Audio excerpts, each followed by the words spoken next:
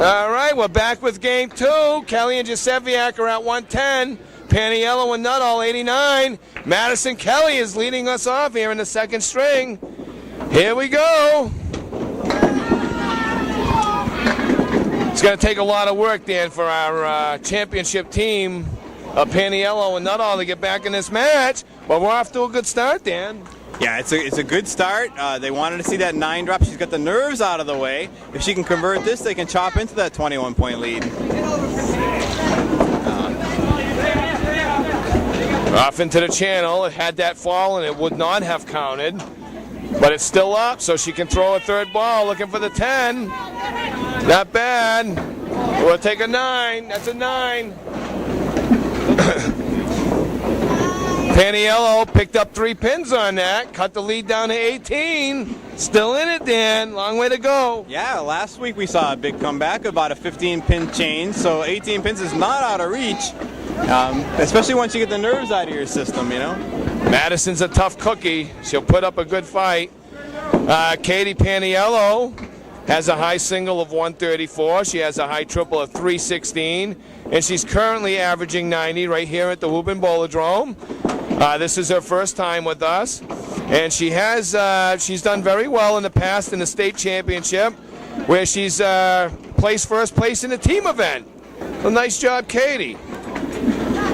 Madison Kelly, she has a lot of stats, a lot of records.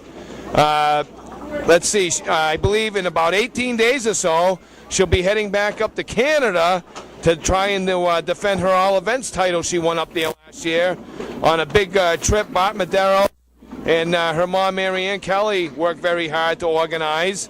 A lot of kids from Portsmouth will be heading up there, Dan. And we here on the Candlepin for Kids show, we want to wish them all the best of luck. Oh, yeah, absolutely. A lot of luck. It's a huge event for them. Many of them look at that as their favorite event for the year. They run a lot of fundraisers. They were kind that they had a fundraiser today, Steve, in Pilgrim, but they were kind enough to encourage all the kids to come to our show. They're big supporters of Candlepin for Kids, and we like to support them when we can, too, and give a shout-out to them and wish them luck in Canada. Let's see now, after 3 frames, Kelly and Jaseviak. They're at 24. Paniello and Nuttall 25. It's a 20-pin difference. To go with that stat that we read off of Madison, she's already qualified for the 11 and under age group, which she won last month. So she's qualified for that championship show. She's looking to qualify for the older age group. Her and her partner have a great chance with a 20-pin cushion with 7 frames remaining.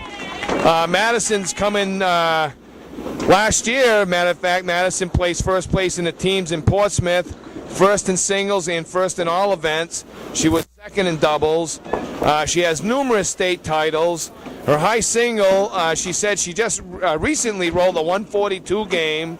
She has a high triple of 339, and she's currently averaging 95. That's at the Pilgrim Lanes in Haverhill. Another outstanding establishment.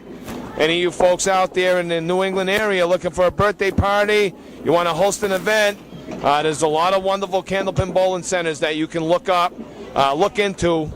They would love to host your event. Kelly got the spare in the 4th. 10 in the 4th, a 9 in the 5th for 43 half. Paniello and Nuttall at 39.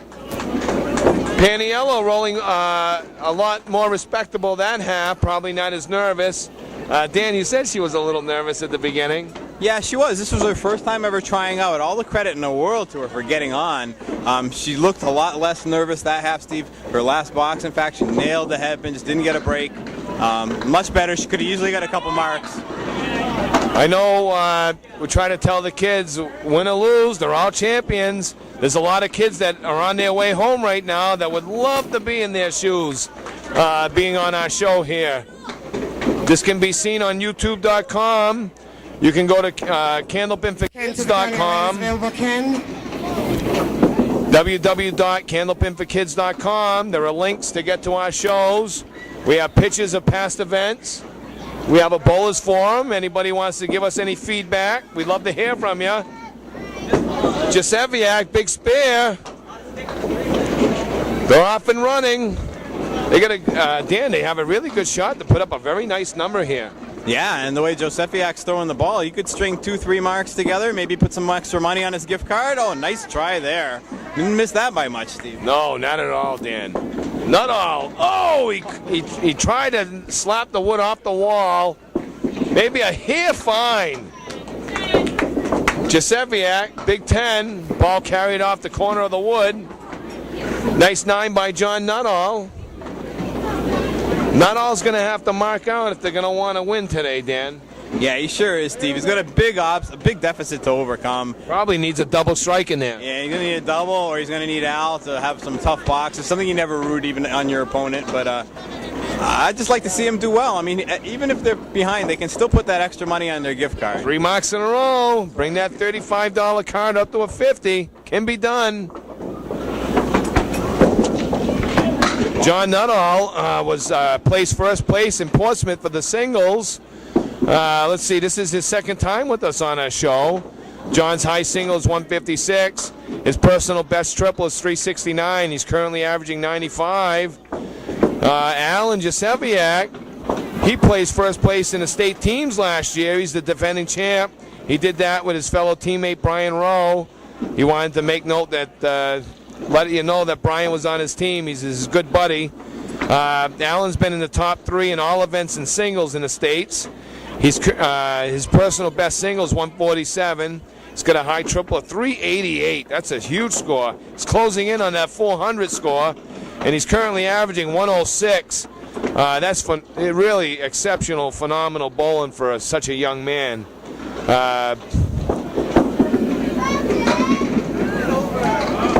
I believe he did that 388 about 4 or 5 weeks ago. I heard about it as soon as I walked in the bowling alley for my league that week. A lot of people were talking about it. Alan did say that, Dan, that he did that in his junior league this year, both the single and the triple, I think. Cindy to the county name. A great job. Cindy. After this string's completed, nice spare by John Nuttall. That was a great shot. John throws a very nice hard ball, gets a lot of action when he's in there. Pins were pretty tough today down here. They sure were, Steve. I watched, as you know, I was covering the first 8 lanes. You had the last 8 for our tryouts. They were up until the end of the second string. The high single we saw in our holding was 121, and it wasn't for lack of good bowling. Pins very tough, stingy on this side of the house. I've heard from the house owner that the 2 sides seem to be a little different, maybe a little faster on the other side, Steve. We're down to our final box. Tough ball by Nuttall with a 1. Let's see, he's got the 1 fill. It's like Kelly and Josefiak are going to be our champs. Kelly moving into another championship show. I wonder if we'll see her fighting it out for the 15 to 18 age group there. I was thinking the same thing 5 minutes ago, Steve, while you're in the middle of going over the high singles. If we see her in the highest age group, and she's smiling, I think she'll try it. She will, without a doubt, be the shortest contestant in the finals in the highest age group. Yes, she will, Dan. Yes, she will. Let's see what our boys finish up with. Josefiak an 8, finishing with a 96, and a solid 206. Paniello and Nuttall finishing with an 8 blocks and an 83.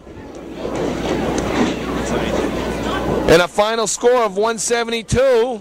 It was a great match. We're going to go to break, and we're going to come back with the high-low jack in just a few more moments worth another $50 gift card. We'll see if these kids can do it. Make it 2 weeks in a row. We'll see you folks in just a few moments.